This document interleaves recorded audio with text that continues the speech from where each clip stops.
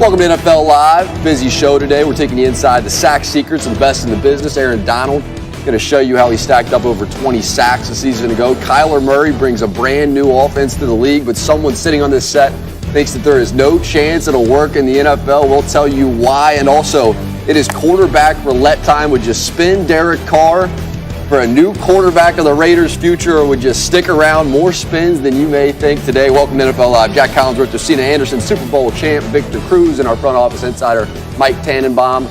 You want to start the news? Unfortunately, I don't think anybody wants to really go here, but we have to go here off the bat. It's to Tyreek Hill and the meeting that he had yesterday with NFL investigators for 8 hours. A source told ESPN's Adam Schefter. That source said it was a very, very thorough interview. Hill is currently banned from the Chiefs' training facility amid investigation by the Kansas Department of Children and Families into possible child abuse, battery, or neglect. So I want to come straight over to Josina here. What are you hearing about the meeting? What may be next here, Joe? Well, Tyreek Hill had an opportunity to meet with Lisa Friel, who's the Senior Vice President for Special Counsel of Investigations for the league, as well as lawyers from the NFLPA. He also had his personal lawyer in there and meeting with league officials. And it was an opportunity for him to answer allegations surrounding his 3-year-old son and also respond to audio that was heard on a tape that was coming out from a local station around April 26th and the commentary that was on that tape. Now, as of right now, there is no timeline surrounding the allegations and everything that he had to discuss with the league, but you would think that it makes common sense for something to be heard prior to the start either of training camp or the regular season so that the Kansas City Chiefs have an opportunity to address what they need to address with the personnel on their team and know how much he is going to be there for the season and make any other modifications around that. Now, we do know that the Johnson County District Attorney's Office has said that there's no longer an active investigation with regards to Tyreek Hill, but that doesn't mean that the NFL will not discern anything that they needed to discern from the investigation that happened. I think one of the things that we need to address with this situation is that we need to remember, regardless of whether there's any criminal charges or criminal assertions that were to come from this case or any new information, that the NFL still can underline its conduct policy, which if they determine if there's any conduct detrimental, can still surface a suspension surrounding this case if any other information comes up in particular as well. So, Mike, what's the hardest part about this from a front office standpoint?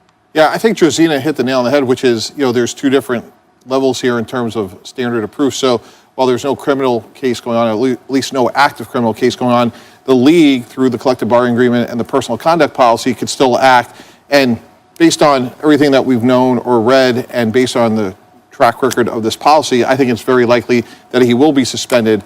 One thing that's interesting to me is watching the Kansas City Chief organization, it's clear to me that they have no plans to cut the player, because if they were going to cut Tyreek Hill, in my mind, they would have done that several months ago, like they did in a similar situation a year ago with running back Kareem Hunt. So to me, I think they're going to hang in there with Tyreek Hill, and I think they're also playing for a suspension, Jack. So they drafted Nicole Hardman, a wide receiver from the University of Georgia. There's other receivers out there. Pierre Garçon comes to mind. He'll be 32 in August, but he's been a productive receiver who has speed. So I think from a front office standpoint, I think you have to be prepared that he will miss, a number of games to start the season. And Victor, from a far less important place, but take me on the field here, getting ready for the season with the Chiefs. What does this change most about your preparation for 2019 in the season? I just think as a receiver, too, specifically in that room, you got to be ready to go. You got to understand what the coaching staff is doing. Obviously, they're putting another player in that Tyreek Hill position, and that's got to ring a bell for you and say, okay, they want to take a look at me and see what I can do. This is an audition for me, and you have to understand, as that specific player, it's my time to show what I can do and show and prove, not only to show them that I can replace or be a viable option in case Tyreek Hill isn't playing and isn't there for a number of weeks, but as well as cementing your place on the team and on that roster for not just this year, but for years to come as an individual player, and showing who you are as an athlete. So it's definitely a moment for players to show themselves and see what they can do. You know what's interesting, too, from a rep standpoint, when you go to training camp, knowing that he's, again, all likelihood not be available for the first number of games, you want to get those other players ready to go. So exactly. Tyreek Hill obviously is going to want his reps to get prepared, in terms of preseason, if he's eligible to play in the preseason. Mm-hmm. But if you're the Chiefs and you're Patrick Mahomes, you want to work with those receivers, be it Sammy Watkins, maybe Hardman, to get ready for opening day. So even how they handle training camps can be interesting. Exactly.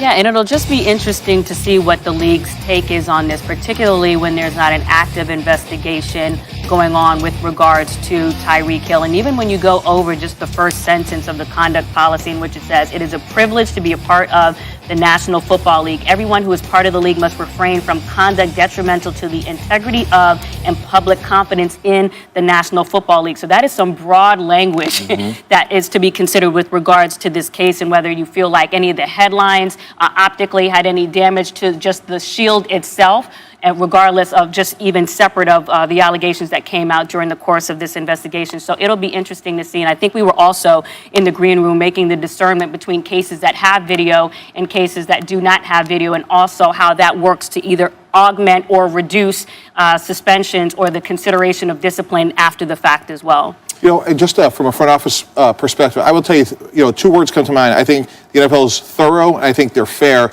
You know, they give the players a chance to, you know, tell their side of the story. The union's involved. So before the league imposes discipline, whatever that may be, I think the process is a fair one.